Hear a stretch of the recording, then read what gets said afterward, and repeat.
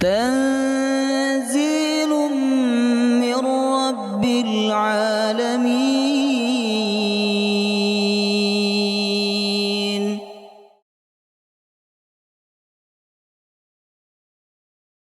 يا أيها الذين آمنوا إذا قيل لكم تفسحوا في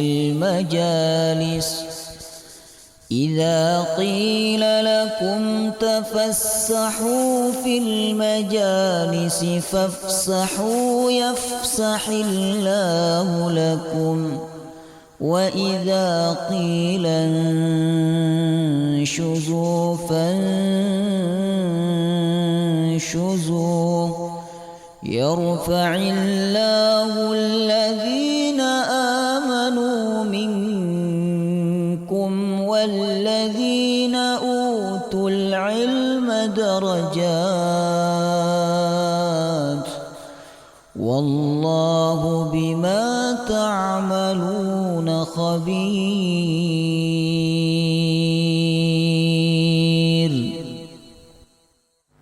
السلام عليكم ورحمة الله وبركاته. بسم الله الرحمن الرحيم. الحمد لله رب العالمين، نحمده ونستعينه ونستغفره، ونعوذ بالله من شرور أنفسنا ومن سيئات أعمالنا، من يهده الله فلا مضل له ومن يضلل فلا هادي له. أشهد أن لا إله إلا الله وحده لا شريك له، وأشهد أن محمدا عبده ورسوله لا نبي ولا رسول بعده. اللهم صل وسلم على نبينا محمد وعلى آله وصحبه أجمعين. اللهم إنا نسألك علما نافعا ورزقا طيبا وعملا متقبلا. اللهم اجعلنا وأولادنا وذرياتنا من أهل القرآن آمين يا رب العالمين. Alhamdulillah, kita wajib untuk selalu bersyukur kepada Allah, karena Allah selalu memberikan nikmat kepada kita semua. Dalam kondisi apapun kita selalu memakai nikmat Allah subhanahu wa ta'ala. Termasuk hadirnya kita di dalam majelis ini, semua karena berkat nikmat pertolongan dari Allah subhanahu wa ta'ala. Oleh karena itu, hadirin hadirat, tidak ada alasan bagi kita untuk tidak bersyukur kepada Allah. Semoga Allah selalu membimbing kita untuk menjadi hamba yang bersyukur kepadanya. Amin ya rabbal alamin. Baik hadirin hadirat, kita melanjutkan tafsir surah Al-Baqarah. Ayat berapa terakhir? 206. Sekarang kita masuk 207. Insyaallah kita akan mengkaji sampai 208 ya. 2 ayat saja malam hari ini. 2 ayat ini berbicara tentang manusia, kebalikan dari manusia yang Allah sebutkan di ayat sebelumnya. Kalau ayat sebelumnya berbicara tentang manusia yang orientasi hidupnya dunia, sehingga dia pandai berkata-kata, pandai bersandiwara, pandai menampilkan tampilan-tampilan fisik yang memukau, yang tujuannya tidak ada lain supaya dia mendapatkan keuntungan dunia dimanapun dia berada. Nah, sedangkan di ayat 207 sampai 208 ini berbicara tentang manusia yang orientasi hidupnya akhirat. Tidak ada di dalam pikirannya kecuali ridho Allah. Bahkan dia rela mengorbankan harta dan jiwanya hanya untuk mendapatkan ridho Allah. Baik, kita baca dulu dari 207. A'udzu billahi minasy syaithanir rajim.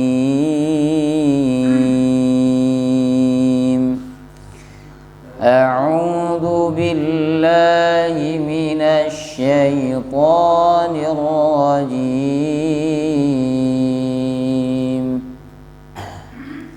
Wa minan nasi man yashri nafsahu ibtigha'a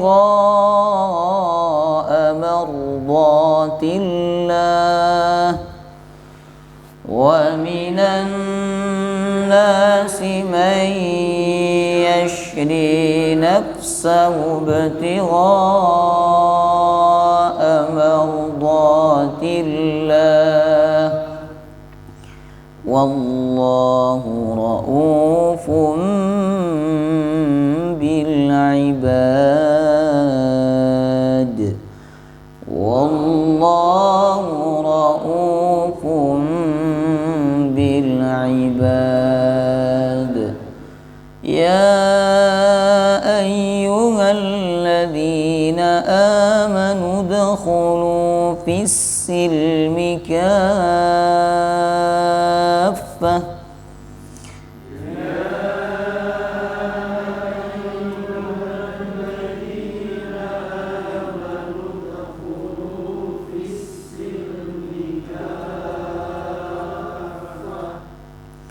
ولا تتبعوا خطوات الشيطان ولا تتبعوا خطوات الشيطان إنه لكم عدو مبين.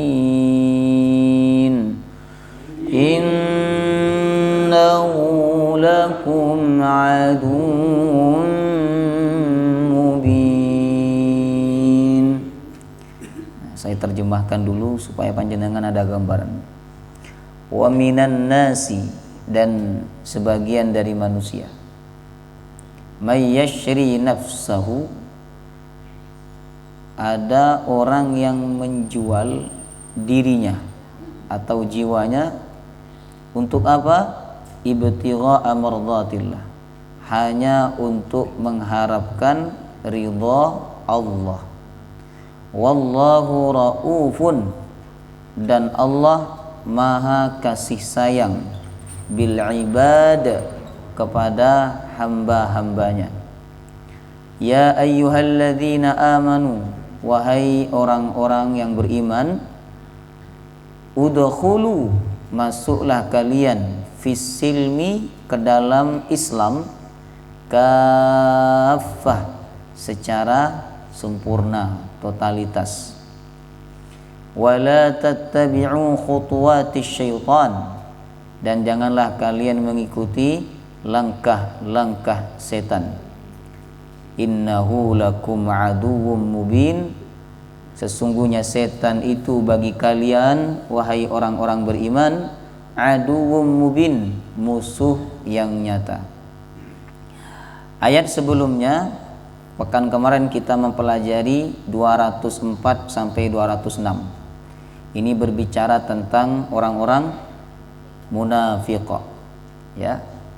Ciri yang Allah sebutkan di dalam surah ini atau di dalam ayat-ayat ini, Bapak Ibu, tentang orang munafik. Pertama, ucapannya memukau, pandai berkata-kata, pandai pandai berucap untuk menutupi kebohongannya, untuk menutupi sandiwaranya. Sebenarnya orang pandai berkata-kata, pandai berkomunikasi itu penting, sangat penting, karena banyak masalah-masalah yang dapat diselesaikan dengan komunikasi, jemaah rahimakumullah. Dan betapa banyak orang tidak bisa menyelesaikan masalah dan tidak bisa meredam amarahnya orang lain gara-gara dia tidak pandai berkomunikasi, ya. Nah, di Indonesia ini salah satu orang yang sangat pandai dalam berkomunikasi adalah Anies Baswedan. Itu luar biasa. Jadi komunikasinya bagus sekali, ya. Kata-katanya lembut, ya. Saya pernah lihat videonya itu bahwa beliau pernah menyelesaikan suatu masalah, Bapak Ibu, ya. Jadi beliau mendatangi masyarakat yang mana masyarakat itu waktu dulu mendukung beliau melarang pembangunan gereja di kampung halamannya. Nah, Pak Anies datang kepada mereka lalu menyampaikan dengan bahasa yang indah, mengajak mereka berpikir, bagaimana kalau kalian yang dilarang untuk membangun masjid, padahal kalian sangat butuh kepada masjid untuk ibadah kepada Allah. Bagaimana perasaan kalian? Jadi mereka diajak berpikir, jemaah rahimakumullah. Nah, sehingga saya kemudian menyimpulkan sebenarnya sangat penting dan sangat harus seseorang itu bisa berkomunikasi, karena banyak masalah-masalah, ya, yang dapat terselesaikan dengan komunikasi yang baik, ya. Nah, di zaman Nabi SAW, ya, orang munafik itu pandai berkomunikasi, pandai berbicara, itu bukan untuk menyelesaikan masalah, tetapi untuk menutupi kebohongan mereka, untuk menutupi sandiwara mereka, dan itu ciri-ciri orang munafik. Kemudian mereka suka bersumpah dengan nama Allah. Lalu kemudian mereka ketika dinasihati, akhadathul izzatu bil ithmi, ayat 206, mereka menyombongkan diri dan tetap melakukan perbuatan dosa. Jadi dinasihati jangan berbuat dosa, malah mereka semakin menyombongkan diri dengan perbuatan dosa. Nah, sandiwara, kemudian suka bersumpah yang dilakukan oleh orang-orang munafik itu, mereka lakukan semua tujuan utamanya hanya satu, jemaah rahimakumullah. Hanya satu, yaitu ingin mendapatkan keuntungan dunia, ya. Nah, maka Allah ceritakan sikap mereka untuk mencela mereka. Sedangkan di ayat 207 Allah berbicara tentang manusia yang orientasi hidupnya hanya ridho Allah. Jadi kemana-mana yang dia cari cuma satu, ridho Allah. Bahkan kalau harus pun mengorbankan harta, mengorbankan jiwa, dia rela melepaskan hartanya, dia rela mengorbankan jiwanya, ya, asalkan dia mendapatkan ridho Allah subhanahu wa ta'ala. Nah, Allah sebutkan dua jenis manusia ini supaya kita bisa milih, kita mau masuk golongan yang mana, gitu. Kita mau masuk golongan yang 204 sampai 206, ataukah ingin masuk kepada golongan 207. Nah, itu yang bisa menilai diri kita sendiri, ya. Nah, baik. Sekarang kita masuk kepada tafsir ayat 207, ya. Wa minan nas, dan sebagian dari manusia ada orang yang menjual dirinya, menjual jiwanya untuk mencari atau mengharapkan ridha Allah. Ayat ini dikatakan oleh Imam Ibnu Katsir, ya, ada sebab turunnya, yaitu berkaitan dengan sahabat Nabi namanya Suhaib Ar-Rumi, orang Romawi, ya. Tidak semua sahabat Nabi itu orang Arab, Bapak Ibu. Termasuk yang bukan orang Arab adalah Suhaib bin Sinan Ar-Rumi, ya. Nah, Suhaib ini sebelum masuk Islam termasuk orang kaya di kota Mekah, kaya raya. Jadi beliau ini bukan orang kaleng-kaleng lah di kota Mekah, karena hartanya banyak. Sebagaimana yang kita ketahui bersama bahwa orang itu kalau kaya maka dia pasti punya kedudukan di tengah-tengah masyarakat, ya toh. Sedikit atau banyak dia pasti ada kedudukan di tengah-tengah masyarakat, dihormati. Tapi setelah masuk Islam, ya, lalu kemudian Allah memerintahkan kaum muslimin untuk hijrah ke kota Madinah, ya. Saat Suhaib hendak berangkat hijrah ke kota Madinah sama orang-orang kafir Mekah dihalangi. Termasuk juga keluarganya Suhaib yang ada di Mekah dan masih dalam keadaan kafir, ya. Mereka menghalangi Suhaib untuk hijrah ke Madinah. Mereka memberikan syarat kepada Suhaib, wahai Suhaib, kamu boleh dan kami izinkan hijrah ke Madinah asalkan kamu tidak membawa harta sepeser pun. Bayangkan orang kaya raya di kota Mekah, ya. Tapi kemudian ketika mau hijrah ke Madinah nggak boleh bawa hartanya sedikit pun. Subhanallah. Nah, maka kemudian jemaah rahimakumullah, Suhaib bin Sinan Ar-Rumi mengatakan, "Ana u'tikum mali wa mata'i wa ashtari minkum dini." Aku berikan hartaku dan perhiasanku semuanya kepada kalian, dan aku beli agamaku dari kalian. Maka biarkanlah aku hijrah ke Madinah dan bukakanlah jalan untuk kaum muslimin agar mereka bisa berangkat ke kota Madinah. Maka kemudian mereka pun tidak lagi menghalangi Suhaib. Akhirnya Suhaib berangkat ke kota Madinah, lalu turun ayat ini, Bapak Ibu, memuji perbuatannya Suhaib Ar-Rumi. Subhanallah. Kata Allah, ada orang yang rela menjual dirinya bahkan hartanya demi mengharapkan ridha Allah Subhanahu wa taala, ya. Kemudian para sahabat Nabi seperti Umar bin Khattab memuji sahabat Suhaib Ar-Rumi. Kata Umar, "Rabihal bai'." Sungguh perniagaan atau jual beli ini sangat menguntungkan, kata Umar. Kamu telah jual beli dengan Allah Subhanahu wa ta'ala. Kemudian Suhaib mengatakan kepada Umar dan para sahabatnya, "Wa antum, kalian juga beruntung. Allah tidak akan merugikan perniagaan kalian dengan Allah Subhanahu wa ta'ala." Kemudian Nabi juga memuji sahabat Suhaib. Jadi sahabat ini dipuji oleh Allah dengan turunnya ayat ini, dipuji oleh para sahabat yang lain, dan dipuji oleh Nabi Muhammad sallallahu alaihi wasallam. Apa kata Nabi? Rabihal bai'u Suhaib, rabihal bai'u Suhaib. Ya, Suhaib telah mendapatkan keberuntungan dengan jual belinya. Suhaib telah mendapatkan keberuntungan dengan jual belinya. Karena dia jual beli dengan siapa? Allah Subhanahu wa ta'ala, ya. Baik, sekarang kita masuk kepada pemahaman ayat, ya, dari wa minan nasi may yashri nafsahu. Allah menyatakan wa minan nas, dan sebagian dari manusia. Artinya tidak semua manusia punya sifat seperti ini. Gak semua manusia dan tidak semua orang beriman, Bapak Ibu, punya sikap rela mengorbankan harta, rela mengorbankan jiwa hanya untuk mendapatkan ridha Allah. Itu enggak semua orang bisa. Apalagi yang berkaitan dengan harta. Ada orang soleh di dalam sholat, soleh di bidang puasa, soleh di bidang zakat, tapi ada di antara mereka yang enggak bisa soleh di bidang harta, di bidang ini harta. Jadi ada di antara mereka yang berat mengorbankan hartanya untuk mendapatkan ridha Allah. Tapi kalau dia disuruh cari ridha Allah dengan sholat, dia bisa. Disuruh cari ridha Allah dengan berbakti kepada orang tua, bisa dia.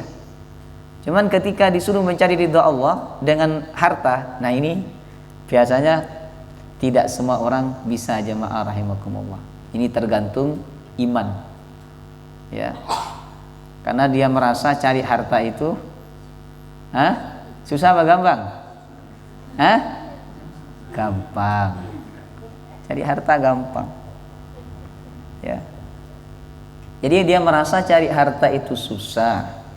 Kemudian dia ingin dalam pikiran dia itu kalau dikasihkan kepada orang, maka harta itu akan berkurang, ya. Sehingga orang rata-rata berat untuk mencari ridha Allah di bidang harta, Bapak Ibu. Tidak semuanya. Makanya Allah menyebut dengan kalimat wa minan nas, sebagian manusia. Nah, may yashri nafsahu, ada orang yang menjual. Yashri dari kata syara. Kalau ada tambahan alif dan ta menjadi ishtara, maknanya membeli. Kalau syara maknanya apa? Menjual. Kalau ishtara, membeli, ya. Kata Allah, ada sebagian manusia itu yang rela menjual nafsahu, dirinya. Kalau di ayat lain menjual hartanya dan dirinya, jemaah rahimakumullah. Ibtigha'a mardatillah, untuk mendapatkan ridha Allah Subhanahu wa taala. Nah, menjual, siapa yang menjual di sini dalam ayat ini? Suhaib. Nah, kalau kita ingin ikut jejaknya Suhaib, berarti kita termasuk di dalam ayat ini. Menjual. Setiap penjual biasanya ada pembeli. Kalau ada pembelinya, maka penjual itu sedikit banyak dia akan untung. Nah, di dalam ayat ini yang menjual manusia yang beriman kepada Allah, yang membeli siapa? Allah. Kalau Allah yang membeli, untungnya besar apa kecil? Besar, jemaah rahimakumullah. Kalau kita jualan, yang membeli manusia, ya, yang membeli manusia, itu belum tentu kita dapat untung yang besar, ya, belum tentu, ya. Tapi ketika kita menjual, dan kita menjual produk kita kepada Allah, ya, kita jual kepada Allah, dan Allah membeli, kita jual, Allah beli. Kata Allah, kamu jual saya beli. Nah, kamu jual saya beli. Ketika Allah yang membeli, pasti, ya, perniagaan kita penuh dengan keuntungan yang besar. Nah, makanya berdagang yang paling menguntungkan itu berdagang dengan Allah. Allah menyatakan di dalam surah At-Taubah ayat 111, ya. Di dalam ayat ini manusia menyatakan dirinya menjual jiwanya untuk mengharapkan ridha Allah. Di surah At-Taubah ayat 111, ya, Allah membeli. Innallaha ashtara minal mu'minina anfusahum wa amwalahum bi anna lahumul jannah. Sesungguhnya Allah membeli dari orang beriman anfusahum, jiwa mereka, wa amwalahum, harta mereka, bi anna lahumul jannah. Aku beli, kata Allah, dengan apa? Syurga. Subhanallah. Sahabat Abu Bakar As-Siddiq radhiyallahu an, beliau ketika membaca surah At-Taubah 111, beliau menangis, Bapak Ibu. Ditanya oleh sahabat yang lain, wahai Abu Bakar, ada apa dengan kau? Kata Abu Bakar, Allah itu maha luas kasih sayangnya. Allah itu maha cinta kepada orang beriman, kepada kita semua, kata Abu Bakar. Bukankah Allah yang memberi kita jiwa? Bukankah Allah yang memberi kita harta, kata Abu Bakar. Lalu setelah itu Allah menyatakan, aku beli dari kalian harta kalian dan jiwa kalian.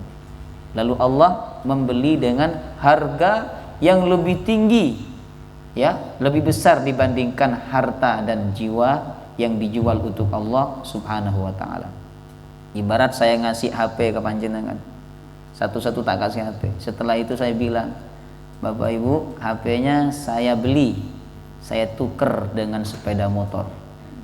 Padahal saya yang ngasih HP ke panjenengan, tapi setelah itu saya yang membeli dari panjenengan dan saya ganti dengan sepeda motor. Subhanallah.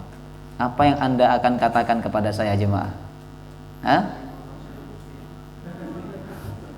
Kan matur nuwun. Matur nuwun Ustaz, matur nuwun Ustaz, ini baik banget Ustaz, soleh, Masya Allah antum. Nah, kan begitu. Nah, ini kalau kita berniaga dengan Allah, tapi kan nggak ada manusia seperti itu, ya. Sedangkan Allah kasih kita jiwa, Allah yang memberikan kita harta. Setelah itu ketika kita menjual, Allah langsung beli. Kamu jual, aku beli, kata Allah. Allah beli dengan surga. Subhanallah. Nah, maka jemaah rahimakumullah, tidak ada ruginya ketika kita berniaga dengan Allah. Tidak ada ruginya, ya.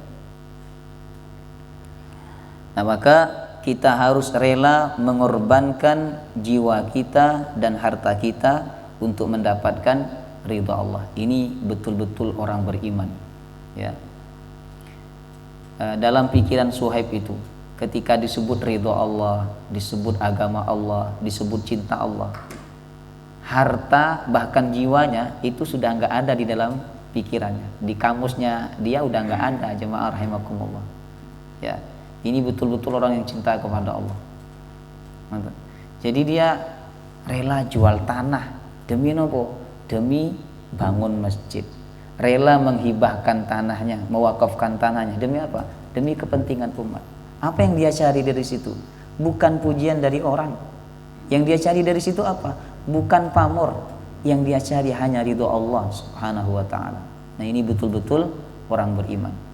Nah, maka kalau kita mengamalkan ayat ini, dalam hidup kita yang kita cari cuma satu, ridho Allah. Itu aja Bapak Ibu. Panjenengan jadi orang kaya, betul nopo-nopo, yang penting Allah ridho. Mau jadi apapun panjenengan, yang penting Allah ridho. Dengan apa kita bisa mendapatkan ridho Allah? Lakukan dengan harta kita, dengan jiwa kita sekalipun, dengan ilmu kita, dengan tenaga kita. Gunakanlah semua yang kita miliki dalam hidup ini untuk bisa dapat ridho Allah. Karena kalau kita nggak dapat ridho Allah, jemaah rahimakumullah, nggak ada gunanya hidup ini, ya, nggak ada gunanya. Kalau kita nggak dapat ridho dari bos kita, dari teman kita, nggak masalah. Nah, karena ridho manusia itu sekarang ridho, besok berubah jadi tidak ridho. Yang penting Allah ridho kepada kita. Usia panjang kalau Allah nggak ridho percuma. Harta banyak kalau Allah nggak ridho percuma. Nah, makanya kalau kita mengikuti alur ayat ini, ciri orang beriman yang sesungguhnya itu adalah ibtigha amradatillah. Yang dia cari, yang dia kejar hanya satu, mardatillah, ridha Allah Subhanahu wa taala. Ya. Maka mulai sekarang Bapak Ibu, ya, rubah mindset kita, rubah cara berpikir kita. Ngoten. Jadi kalau apa-apa yang dicari, ya Allah, dengan ini aku berharap aku bisa mendapatkan ridha. Ngoten. Kemudian wallahu raufum bil ibad. Allah maha sayang bil ibad kepada hamba-hambanya. Jadi begini, ketika Suhaib Ar-Rumi ingin hijrah ke Madinah, kan hartanya ditahan sama orang-orang kafir Mekah. Ya, bahkan Suhaib Ar-Rumi itu Bapak Ibu sempat ditempeleng oleh orang kafir Mekah sampai ingatannya sempat hilang, ya, Suhaib Ar-Rumi. Kemudian ketika hendak hijrah, hartanya ditahan, tidak boleh bawa harta. Jadi orang Mekah tidak ada rasa kasihan kepada Suhaib Ar-Rumi. Bahkan keluarganya yang masih kafir pun tetap sama, nggak ada rasa kasihan sama sekali.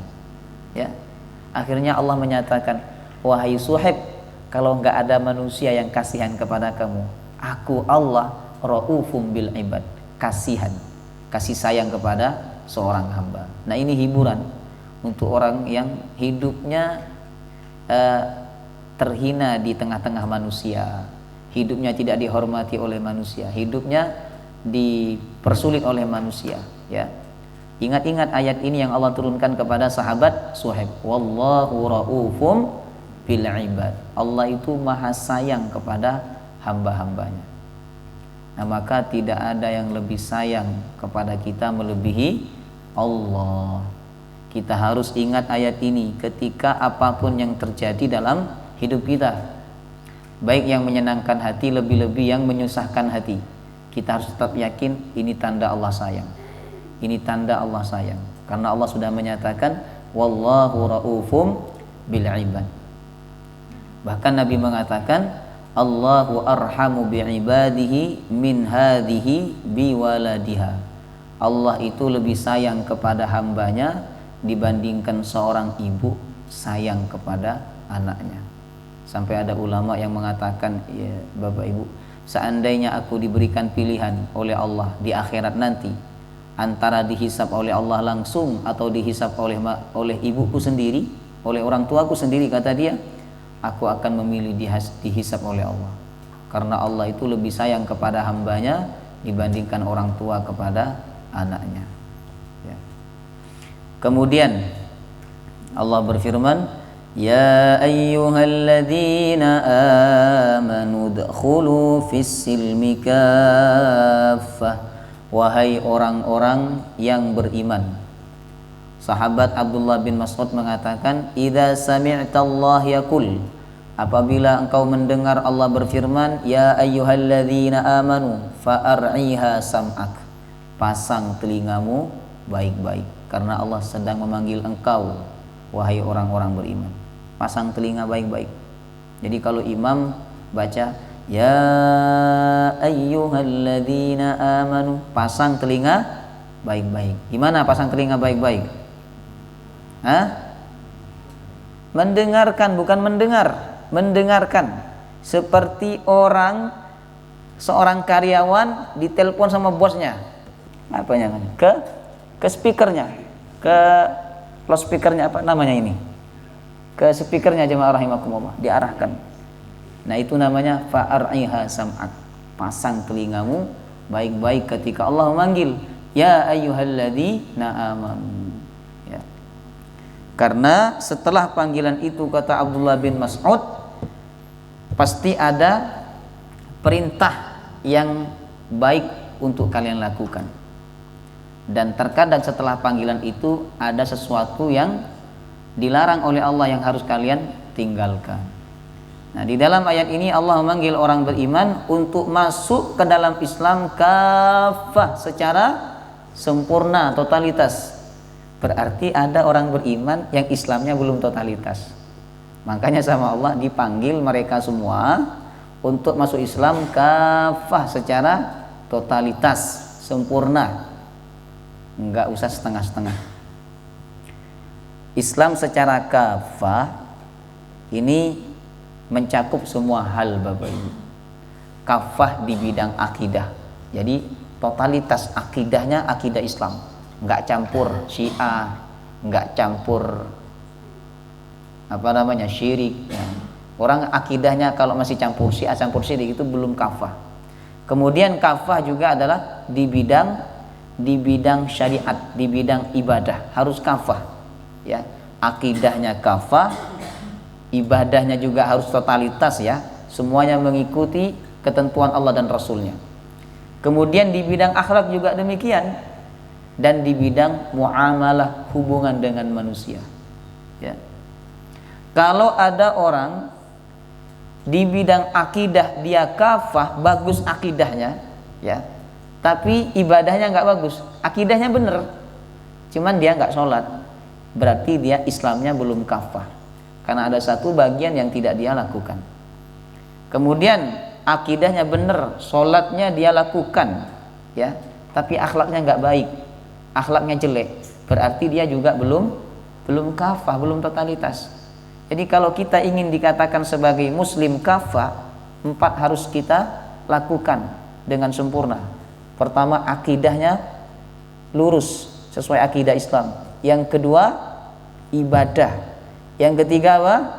Akhlak. Yang keempat, muamalah. Ini harus semuanya dilakukan. Kalau ada salah satu yang tidak dilakukan, maka Islam kita belum kafah ya.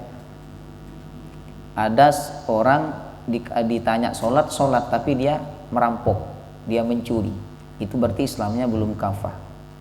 Ditanya sholat, dia sholat tapi setelah sholat dia buka aurat, juga Islamnya belum kafah ya. Allah memerintahkan orang beriman untuk masuk Islam kafatan, secara totalitas, jangan setengah-setengah ya. Kemudian wala tattabi'u khutuwatis syaitan, dan janganlah kalian mengikuti langkah-langkah setan. Apa bedanya janganlah mengikuti setan dengan janganlah mengikuti langkah-langkah setan? Apa bedanya? Coba mikir. Kalau mikir panjenengan berarti betul-betul ngaji ya. Khawatir nggak mikir, enak mendengarkan, habis itu tidur ya. Apa bedanya jangan mengikuti setan dengan jangan mengikuti langkah-langkah setan? Apa bedanya? Sama kan?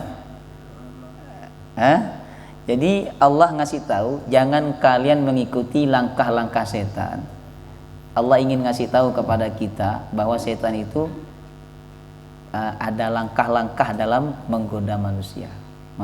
Kalau Allah menyatakan jangan kamu ngikutin setan, berarti dia instan begitu. Setan itu maksudnya tidak punya langkah-langkah dalam menggoda manusia. Makanya Allah mengatakan dalam ayat ini, jangan kalian ngikuti langkah-langkah setan. Jadi Allah betul-betul ingin memberikan pemahaman kepada kita, kalian harus hati-hati kepada setan, karena dia menggoda itu langkah-langkahnya sangat halus. Ada kisah jemaah rahimakumullah, ini menunjukkan betapa halusnya langkah-langkah syaitan. Kisah umat terdahulu Bani Israel, ya. Ada seorang laki-laki dari Bani Israel ahli ibadah dan dikenal oleh masyarakat sekitar sebagai orang yang soleh. Kemudian ada 3 orang bersaudara melakukan safar, 2 laki-laki, 1 perempuan. Ketika di tengah jalan, ya, yang perempuan, ya, saudara perempuannya itu sudah tidak bisa melanjutkan perjalanan, ya, karena perjalanan masih jauh, belum sampai ke tujuan, masih di tengah jalan, dia sudah lemah, ya. Akhirnya 2 bersaudara ini berencana untuk menitipkan adik perempuannya ke seseorang. Dia tanyalah kepada masyarakat sekitar, siapa di tempat ini yang dikenal soleh. Nah, maka orang-orang menunjuk rumahnya 1 orang dari Bani Israel itu. Pikiran mereka berdua, kalau dititipkan ke rumahnya orang soleh itu pasti aman, selamat. Nah, akhirnya dia datang ke rumahnya orang soleh itu. Dan orang soleh itu, Bani Israel itu, Bapak Ibu, ya, kalau dia betul-betul ahli ibadah, biasanya dia akan hidup melajang sampai dia meninggal dunia. Nah, sehingga di rumah itu dia hanya sendiri. Akhirnya datanglah mereka berdua membawa saudara perempuannya. Nah, dititipkan. Awalnya orang soleh itu menolak, tapi mereka terus mendesak. Mula-mulanya orang soleh itu berlindung kepada Allah, tapi karena mereka mendesak, akhirnya diizinkan oleh orang soleh itu perempuan tersebut tinggal di rumahnya, tapi bukan satu rumah dengan dia, ya. Jadi dia itu ada tempat ibadah khusus. Jadi ini rumah, di samping rumahnya ada tempat ibadah khusus, ya. Disitulah wanita tersebut disuruh tidur, tinggal di situ, dan nanti akan dikirimi makanan oleh orang yang soleh tersebut, ya. Awal-awalnya masih tenang dan dia terus berlindung kepada Allah dari godaan syaitan. Tapi kan syaitan ini nggak pernah putus asa untuk menggoda manusia. Nah, awal-awalnya orang soleh itu ketika memberikan makan kepada perempuan tersebut, ya, dia meletakkan makanan di depan pintu rumahnya. Jamnya udah dikasih tahu, ya, sehingga wanita itu kalau dia pengen makan, dia tinggal ngambil di depan pintu rumahnya orang soleh itu. Suatu ketika setan berkata, coba kamu langsung aja kasih ke mana, ke tempat tinggalnya dia, ya, ke tempat ibadah kamu itu, karena kan kamu belum tahu apakah makanan itu diambil oleh dia atau diambil oleh hewan, atau jangan-jangan orang lain yang ngambil, kan begitu. Memikir dia, oh ya betul juga ini.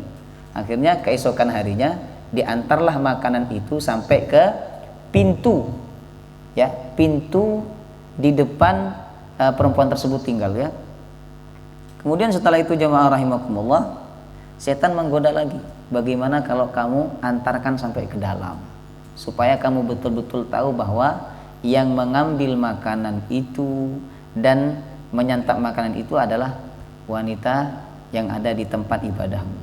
Maka keesokan harinya dia mengantarkan sampai ke dalam. Terus di hari-hari berikutnya setan menggoda, bagaimana kalau kamu ngobrol dengan dia, pasti dia akan senang karena dia sendiri, dan dia pasti bahagia ketika kamu mengobrol dengan dia.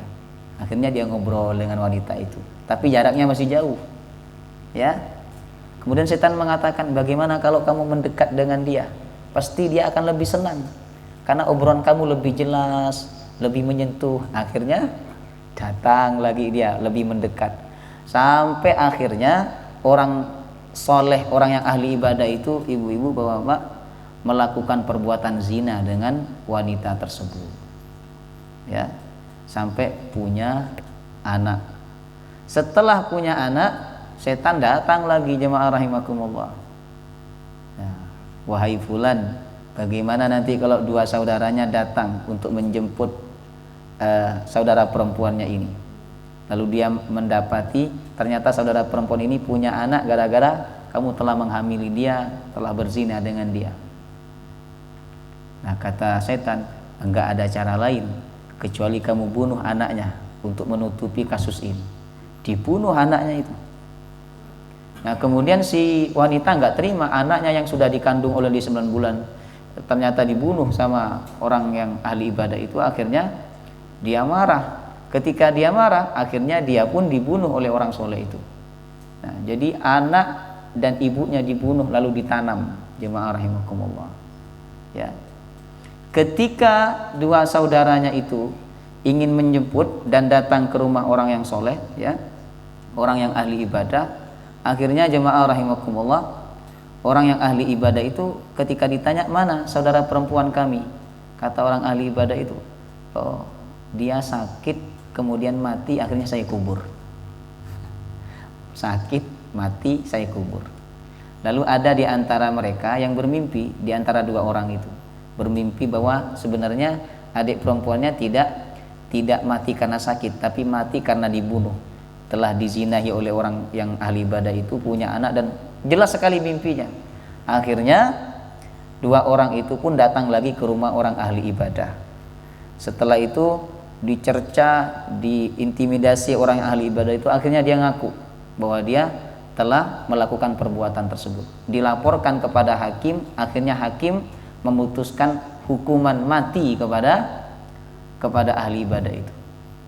Kemudian setan datang, wahai fulan, yang menyebabkan kamu seperti ini kan saya. Dari awal sampai kamu di penjara dan kamu akan dihukum mati, saya, kata setan. Maka saya pula yang bisa mengeluarkan kamu dari hukuman ini, tapi dengan syarat kamu sujud kepada saya. Maka orang ahli ibadah itu pun sujud kepada setan. Lalu kemudian setan melarikan diri. Tak lama setelah itu dia dihukum mati, jemaah rahimakumullah. Jadi hati-hati dengan khutuwatis syaitan, langkah-langkah setan. Itu sangat halus Bapak Ibu, ya, sangat halus. Ayolah sekarang, kalau bukan sekarang kapan lagi? Belum tentu kamu punya kesempatan di esok hari. Lakukan sekarang, mumpung kamu masih ada kesempatan. Nah, itu cara setan untuk menggoda manusia, ya. Makanya Allah mengatakan, jangan kalian ikuti khutuwat, langkah. Kalau kalian mengikuti langkah yang pertama, pasti kalian akan mengikuti langkah-langkah berikutnya. Jadi kalau langkah yang pertama kita udah nggak lolos, jemaah rahimakumullah, maka sudah kita akan masuk dalam perangkap setan sedikit demi sedikit, akhirnya masuk dalam perangkap setan yang lebih besar, ya, melakukan perbuatan dosa besar, bahkan bisa syirik kepada Allah Subhanahu wa taala.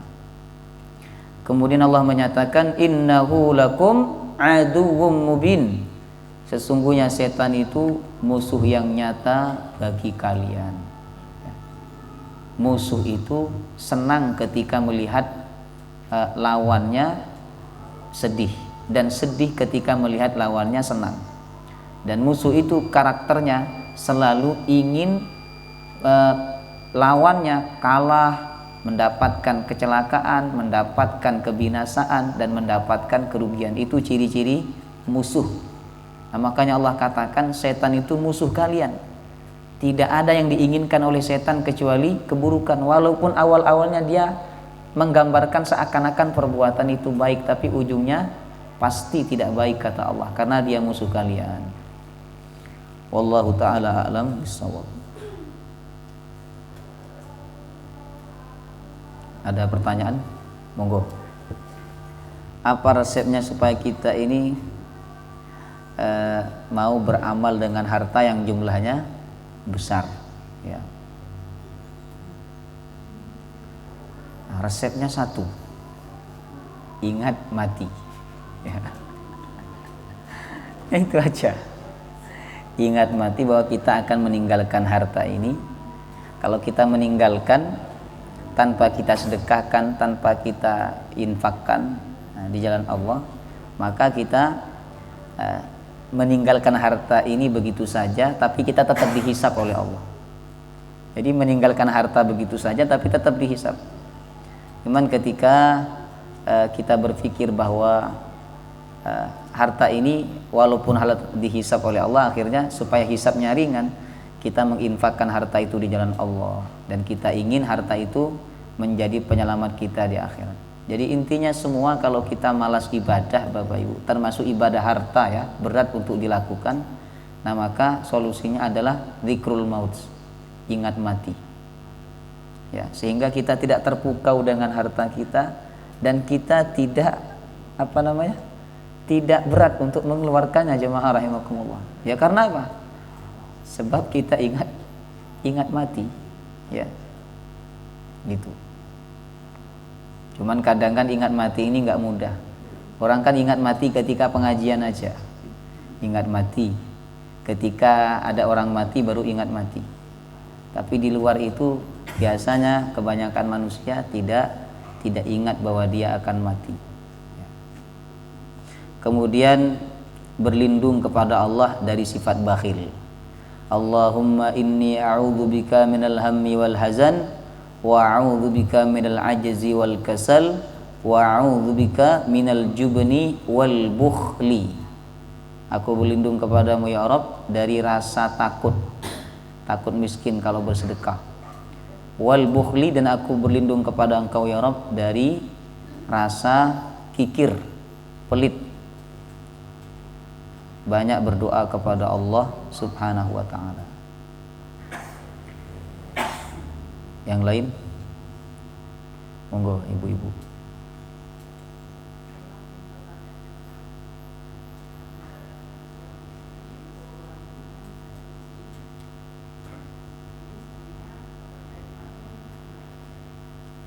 Suaminya sudah haji, istrinya belum, mau berangkat haji juga.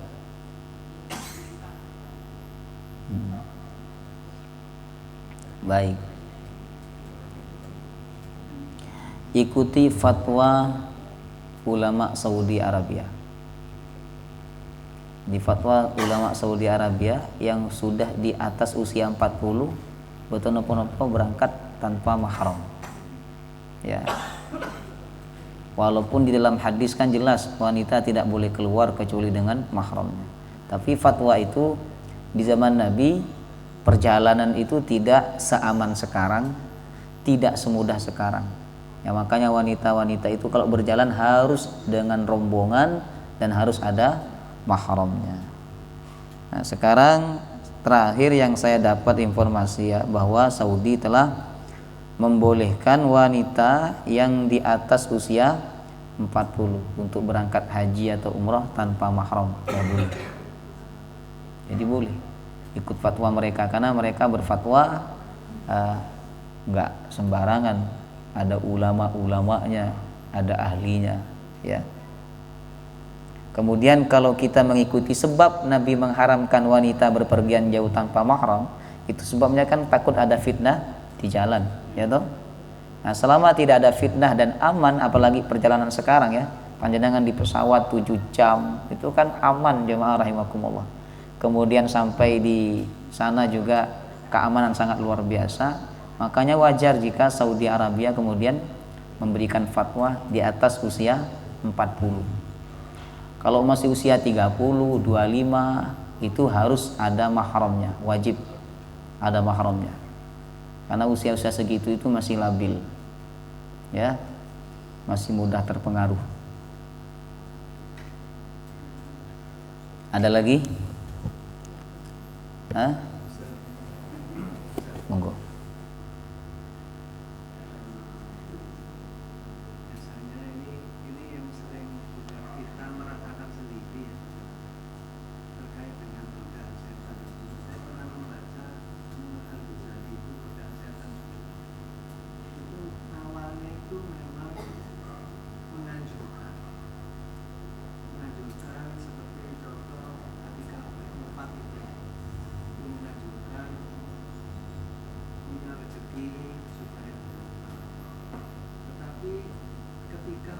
memasukkan itu ditahan.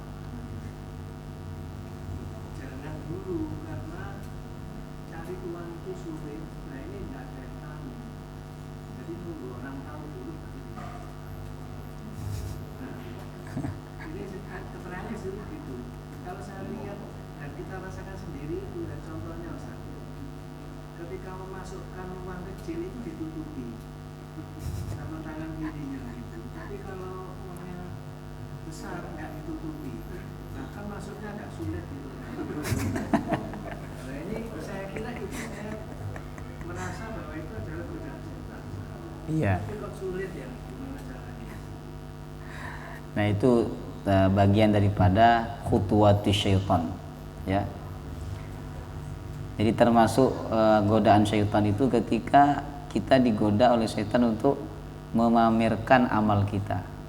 Kata Pak Sas tadi, kalau 2.000 ditutup pakai tangan kirinya, tapi kalau 50.000 nggak ditutup, bahkan sulit memasukkannya. Nah maka padahal Nabi itu mengatakan, kenapa amal harta ini Nabi secara khusus mengatakan orang yang dapat naungan Allah itu diantaranya yang sedekah dengan tangan kanan tapi tangan kirinya tidak melihat, tidak tahu, ya. Kenapa sedekah bukan sholat? Karena memang amalan harta ini, jemaah rahimakumullah, tidak semua orang mau untuk melakukannya. Sehingga terkadang ada orang yang merasa dirinya sudah lebih daripada orang lain, ya, untuk menampak-nampakkan.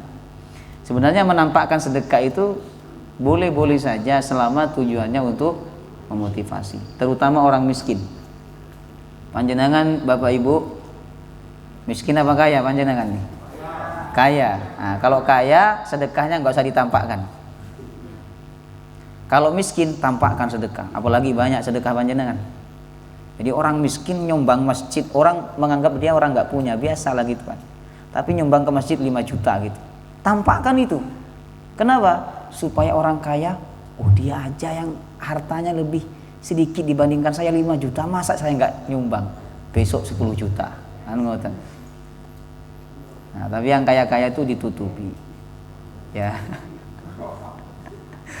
Nah, penting. Jadi orang miskin itu penting menampakkan sedekahnya, berapapun sedekahnya dia, supaya orang yang lebih banyak hartanya dibandingkan dia mau untuk bersedekah.